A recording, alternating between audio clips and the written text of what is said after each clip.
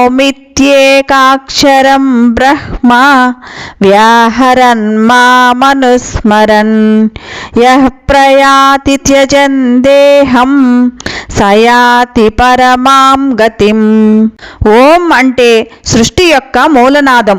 ఇది బ్రహ్మం యొక్క శబ్దరూపం. ఓం జపం మనసును ప్రశాంతంగా ఉంచుతుంది, ఏకాగ్రతను ఇస్తుంది, భగవంతునిపై మనసు నిలిపేలా చేస్తుంది.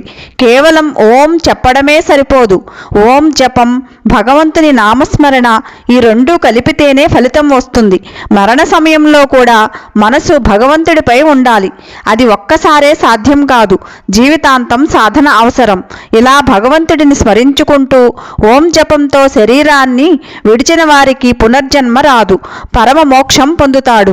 అందుకే రోజు ఓం జపం అలవాటు చేసుకోవాలి, ధ్యానం చేయాలి, భగవంతుడిని గుర్తు చేసుకుంటూ ఉండాలి. ఇది మన మరణ సమయంలో చేయాల్సిన అత్యున్నత ధ్యాన మార్గం.